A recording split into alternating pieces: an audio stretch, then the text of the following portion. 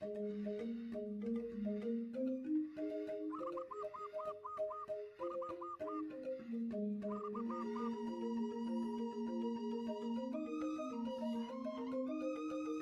ini saya ada di Legian, Tangkil ke Griya Legian Kuta, tepatnya bersilaturahmi ke Griya, bertemu dengan Ida Paritom Istri.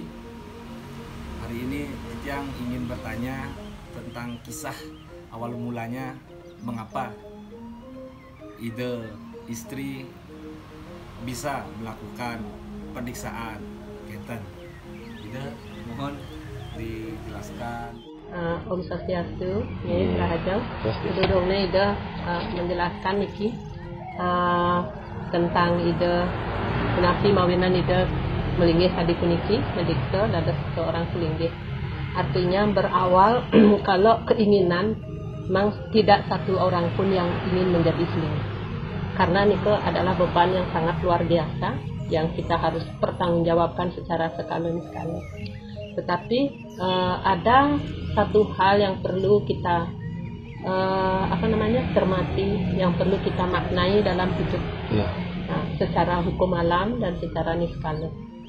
Artinya Ida melinggih nikah bukan karena ambisi, ya, bukan karena ambisi, tetapi karena mungkin ini sudah menjadi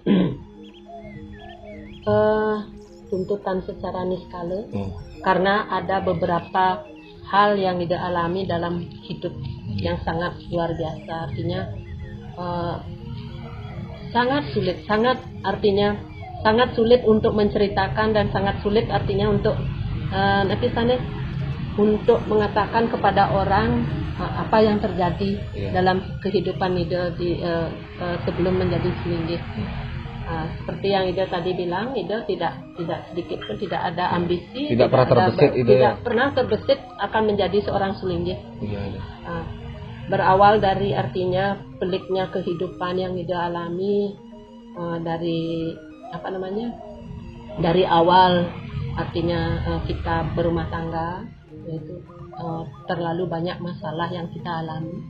Jadi sampai kita tidak bisa menerima dengan akal sehat, artinya cobaan-cobaan yang begitu luar biasa di luar nalar kita.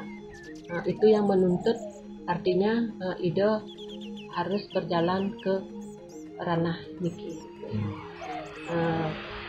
Mungkin kalau kita bilang dari awal kejadian-kejadian tidak bisa dihitung dengan jari, ya, kejadian yang kita alami, peliknya masalah yang kita alami yang kompleks sekali itu di luar ini, karena Ampura secara ekonomi, secara ini Asungkara kita masih bisa hidup, tetapi secara ini kita tidak bisa terima karena napi kejadian-kejadian itu terlalu pelik gitu.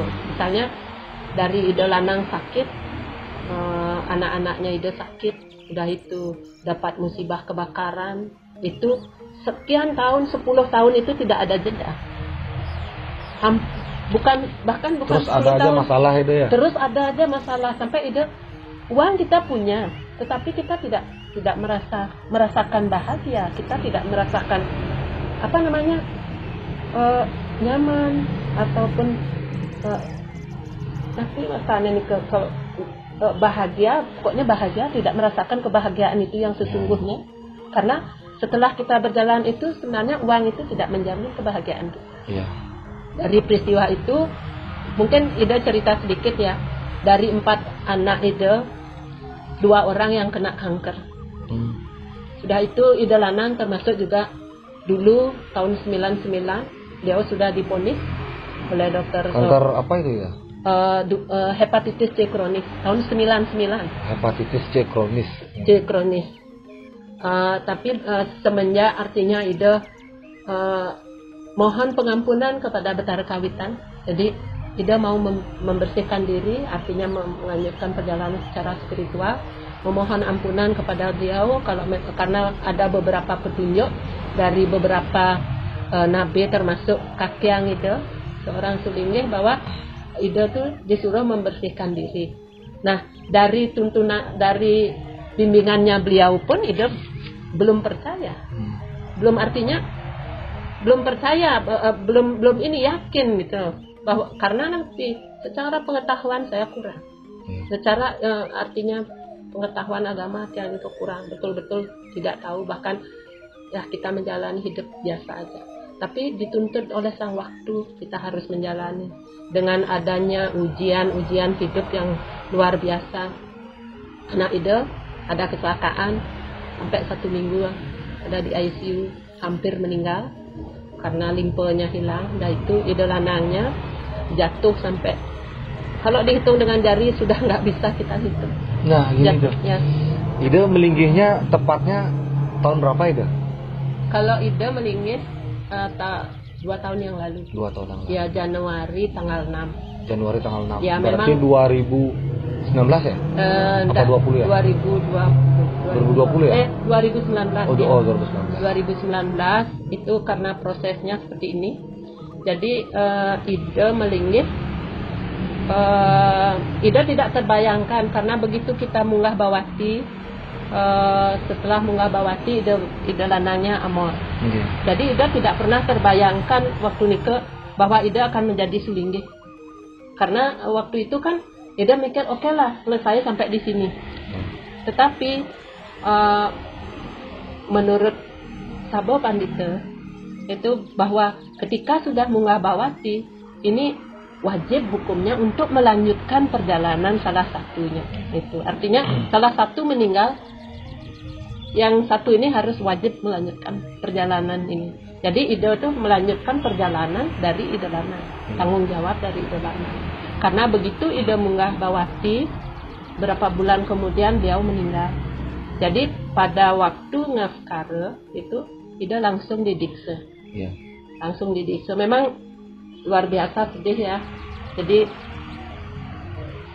ketika kita tidak siap dengan mental kita, kehilangan suami, anak-anak kita belum siap, belum ini kita harus artinya kita harus melinggih itu mau tidak mau demi artinya melanjutkan perjalanan di dalam harus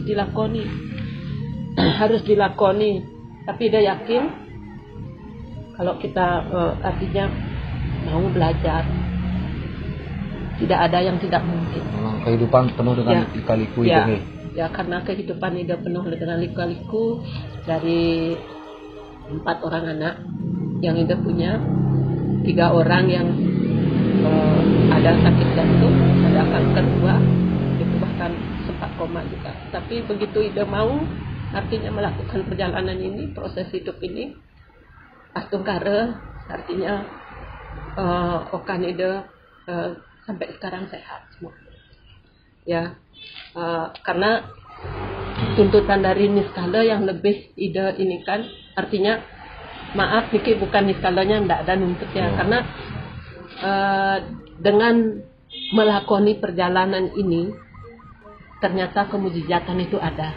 Itu bukan mungkin kalau dibilang niskala nuntut nanti salah kita kan, karena ndak mungkin lah itu.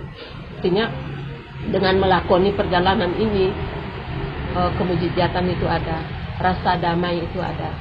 Jadi kalau dulu maaf kita ya cukup berkelimpahan, tapi kita tidak bisa menikmati, kita tidak bisa merasakan napi rasa bahagia itu karena ada musibah, ada sakit, terus seperti itu silih berganti kan, tidak bisa artinya gimana merasakan kebahagiaan itu. Tetapi ketika artinya Ida waktu itu pernah sekali Ida lakukan perjalanan, Ida sujud di depan Ida Betara Kawitan, Ida sujud di Lampuyang, Ida sujud di Sakya. Kalau memang ini perjalanan yang harus artinya Ida lakoni, dan Ida harus membersihkan diri, Ida mohon selamatkanlah sentanan ya. Kita pernah janji seperti itu akan kita ya, karena ya artinya Ida mapiuning, artinya matur ini Ida Betara Kawitan nasija seperti ada kemujizatan di dalam keluarganya Ida, artinya anak-anak Ida sembuh jauh sekali berbeda dari dulu. yang kena kanker juga sembuh, yang kena kena calcification, hampir kanker darah juga sembuh untuk sampai hari ini. Dan bahkan anak-anak Ida mendukung kalau memang ini sudah artinya sudah diyakini bahwa ini akan memberikan kedamaian, silakan. Artinya seperti itu.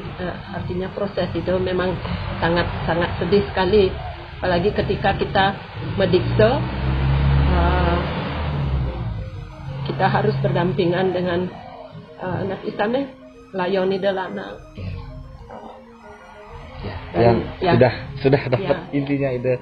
Ini maaf pertanyaannya sangat dalam sekali Ida. Nah ini Ida, kita ganti topik sebentar supaya untuk yang sedihnya saya rasa udah cukup Ida. Terima kasih Ida sudah memaparkannya dengan begitu jelas dari awal mula sampai sekarang.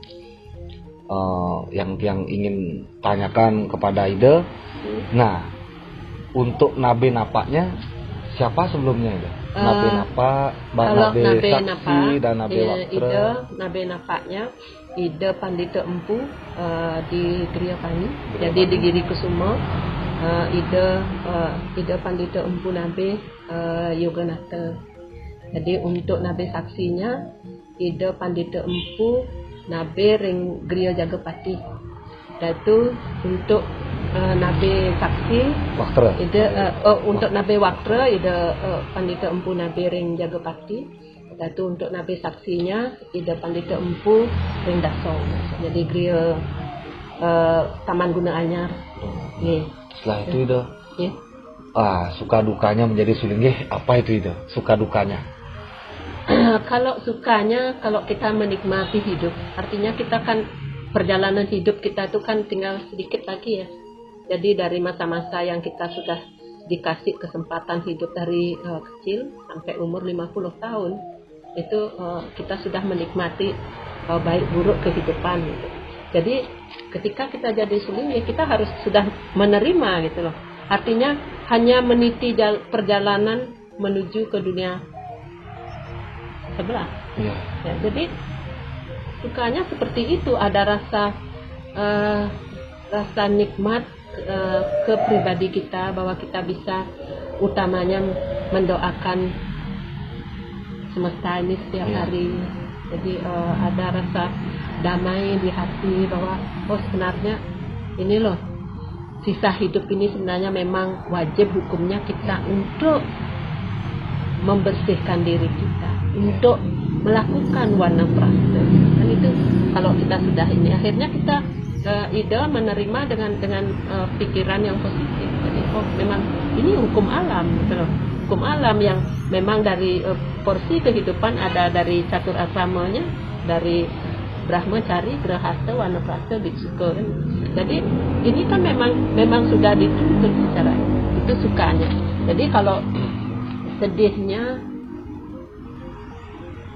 tidak ada, artinya apa yang kita sedihkan karena ini sudah terjadi, tidak ada yang perlu disedihkan. Cuman kita artinya hidup itu pasti ada masalah, walaupun kita jadi sadis suling ya, kok apapun hidup itu kita lahir di dunia ini sudah masalah, sudah masalah. Jadi kita harus bisa berpikir positif bahwa setiap masalah itu adalah sebuah proses pembelajaran dalam hidup. Gitu. Jadi jangan ketika kita mengalami masalah, kita jangan berpikir terlalu terpuruk terhadap masalah. Mari kita berpikir bahwa ada sisi positif, selalu ada sisi positif yang kita ini. Gitu. Makanya kalau dibilang sedih, untuk apa sedih? Kan? Hidup kita tinggal sedikit lagi, dengan usianya itu makin 53. Itu usianya kita tidak tahu kapan Tuhan mau menjemput. Untuk apa kita ini? Nah, kita tinggal menyambut. Bagaimana kita menyambut datangnya malaikat menjemput kita?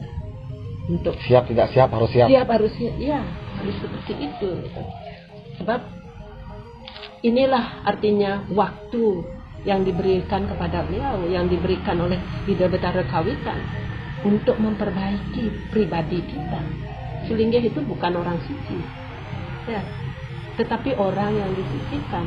Maka ketika orang itu disucikan, bagaimana kita harus merubah pribadi kita dari yang kurang baik mungkin menjadi lebih baik lagi, sehingga kita akan menjadi tauladan bagi keluarga, bagi umat, ya, untuk kita bisa mengemban tugas. Itu tidak ada sulinggih itu artinya mempunyai riwayat yang baik. Seperti itu, Ida pikir seperti itu. Manusia tidak lepas dari kesalahan dan dosa. Dan dosa itu. Jadi setiap manusia hidup di dunia ini adalah manusia yang sudah penuh dengan dosa. Bahkan Ida berani katakan 75% orang yang menjadi sulinggih mempunyai track record perjalanan hidup yang kurang baik. Penuh liku-liku. Kalau mau jujur, ya. Jadi penuh liku-liku. Jadi seperti itu seorang sulinggih. Itu sekarang ini waktu yang diberikan ketika kita sudah disucikan, kita dijadikan menjadi seorang sulinggih, orang yang disucikan. Bagaimana kita berubah ke arah yang lebih baik lagi, sehingga kita menjadi tauladan. Terima kasih banyak Ida untuk penjelasannya. Mungkin ke sekelumit yang artinya yang sudah cukup untuk penjelasan Ida kenapa Ida menjadi sulinggih. Karena kalau kita mau ceritakan yang memang betul-betul gamblang bagaimana Ida sebelum Ida melinggih nikah 3 hari pun tidak akan habis. Jadi kalian dimun menikah, jadi poin-poinnya kita sudah artinya Ida sudah ceritakan kenapa mawinan Ida menjadi seorang sulinggih. Tapi pada intinya hari ini Ida membersihkan diri untuk meniti jalan Ida menuju ke Om Santi.